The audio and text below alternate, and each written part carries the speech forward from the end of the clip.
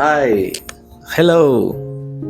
Si Father Jeever kag buhaon ini nga tinion nga magpasalamat sa inyo. Naghimo gid ako sa isa ka video para nga magpasalamat sa inyo tanan nga nag-intra sa aton nga programa My Pledge of Love program. Ito balang mahatag kamo sa kung pila lang dira nga kantidad once a month sa sulod sang 24 months. So ara na kita subong sa 8 months sining aton nga My Pledge of Love program. Kag you know what, kadako sang inyo nga nabulig sa aton nga simbahan. So wala na nagaamot-amot ang mga leaders naton tungod kami ara na magamit nga mga pundo. Ang iban nga mga chapel pwede na naton ma-repair kay may ara na kita gamiton nga pundo. Mag-seminar ang aton nga mga leaders, wala na sa mga registration o magpalibog pa sila kung ano ang ibayad nila sa registration kaya may ara na kita gamiton nga pundo. So may ara kita subong na tipo na nga galamiton para sa mga buluhaton sa aton nga parokya.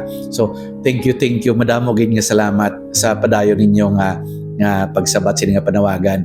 So suno man sa ginbasa ninyo nga sulat nakon, hasta lang ini sa 24 months. So ara na kita subong sa 8 months sa sini nga programa naton. Ang iban nga kung kaysa maalang-alang, so ginatingom nila like hulato ng Tigalani or tapas ng tubo or sa December, so okay lang ina as long as makompleto ninyo ang 24 ka mga sobre nga ginpadala sa inyo nga inyo nga ginpromisahan kung nag-pledge ka mo nga sudlan ina maghatag. So madamo gid thank you gid sa inyo tanan. Ang Dios nagatan-aw gid sa inyo nga ginahimo. And ining ginahimo ninyo actually naghalin ini sa isa ka spiritualidad nano ina ginatawag nato ina spirituality of stewardship, spiritualidad sa isa ka tinugyanan nga ining tanan-tanan nga ini ginatugyan lang sa Dios aton nga kabuhi, ang aton good health, ang aton nga relationship, ang aton nga mga resources, aton materials resources, aton nga mga properties, aton nga kwarta, ang aton nga negosyo, ang aton nga mga gina-enjoy sa aton nga kabuhi, ang aton nga kaalam, ang aton nga mga skills, ang aton nga mga ihibalo, initanan gintugyan sang Dios sa aton. Even our wives, our husbands, ang aton nga children, aton nga mga friends, ang aton nga balay, salakyan, cellphone, tanan-tanan nga ini gintugyan lang sang Dios. Kagani tungod kay gintugyan lang ini sang Dios, may ara kita nga tatlo ka bilog nga himuon. Ano ang characteristics sang isa ka maayo nga tinugyanan? Number one, naga-share or nagapasalamat. Nagapasalamat amo ng number one, nagapasalamat. So thankful kita, magpasalamat kita kay gintugyanan, gintagaan kita sang Dios. Hindi gin man perfect ang tanan nga ara sa aton, hindi gin man perfect ang tanan nga gina-enjoy naton sa aton nga kabuhi. There will always be something nga kinahanglan pa naton, pero at least nag-enjoy kita, makakaon kita 3 ka beses sa kaadlaw, ginahatag ini sang Dios sa aton. So we have to be very thankful. Siling gani nila, gratitude is the language of the heart. Ara permi sa heart naton ang pagpasalamat. Kay sa aton nga pagpasalamat, gina-acknowledge naton nga ginhatag ini sang Dios sa aton, hindi nga naghalin sa aton. Ginhatag lang ini sa Dios ang tanan-tanan nga sa aton, even ang hangin nga ginahaklo naton, tanan-tanan nga ini ginhatag sa aton. Nagkadto kita diri sa kalibutan nga wala gigani isang dala, wala bisan buhok, wala kita. So tanan-tanan nga ini ginhatag lang sa aton. So magpasalamat kita. That's number 1, magpasalamat gid kita. Number 2 is dapat ang isa ka maayo nga tinugyanan is nag-share.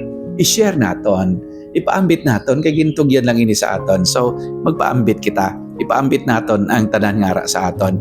So mayara kita nga 3 ka main nga ginapaambit naton. Tawgon naton ini sa 3 ka T: time, talent, and treasure. time aton nga tiyempo tanan-tanan ipaambit naton sa simbahan sa iban, tagaan naton sang time ang iban. I mean, paambitan naton sila sa aton nga time. Ipaambit naton ina. Kung wala kita sang kwarta, then take time nga maghatag sang serbisyo sa simbahan, take time nga himo sa maayo nga butang sa iban, take time nga magbulig sa mga nagakinahanglan, even sa imo nga mga presensya, advices. So maghatag sang time.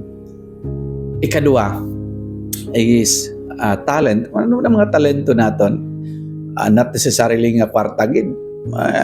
Kung ano lang dira nga mga skills naton nga mapaambit kag mahatag, ipaambit naton. Number 3 is treasure, of course. Literally treasure. I mean, kung may kantidad kita nga sobra o kung hindi ba sobra parts ang imo nga kinitaan o kung bugay sang Dios sa imo, ipaambit nato nina. So time, talent, and treasure. So daw amo sila ang tatlo ka main nga pwede naton, main things nga pwede naton mapaambit sa iban. And lastly, ang isa ka tinugyanan, so amo na balik kita na review naton. Ang isa ka maayo nga tinugyanan dapat nagapasalamat, grateful. Ikadua, ang isa ka maayo nga tinugyanan nagapaambit. So nagapaambit sining tatlo ka time, talent, and treasure. And lastly, number 3 is iningintugyan sa Dios sa aton palambuon, i-multiply naton, pabaskugon pagin naton, padamuon pagin naton ang ginhatag sa aton. Kay ini isa ka responsibilidad nga dako nga ginhatag sang Dios sa aton, mangin accountable kita sa ulihi sini ang gintugyan niya sa aton. So padamuon naton ini ang ginhatag sa aton, i-multiply naton palambuon. And mga kauturan ining inyo nga pag-intra sa Pledge of Love, actually isa ini ka sistema nga gin-design naton agon nga mangin mahapos ang imo nga buhat, paghimo sang imo nga buluhaton bilang isa ka maayo nga tinugyanan. So, a good steward will always be thankful. That's number 1. A good steward, maayo nga tinugyanan, will always be generous to share. Nagapaambit sa iban. Number 3, a good steward is willing to multiply ang ginhatag ni sang Dios sa iya. So, ining programa naton, may Pledge of Love, isa ka venue nga mapakita naton ining spiritualidad sang isa ka tinugyanan. Again, ang akon lang subong purpose is magpasalamat sang imo padayon nga pagpakita sang isa ka maayo nga tinugyanan. Kabay pa nga ang Dios padayon man hatag sang imo nga kinahanglanon, ang Dios padayon magbalos sang imo nga kaalwan sa simbahan. God bless you. Again, my heart is very happy. Salamat sang imo nga pagsabat sining My Pledge of Love program. Have a nice day.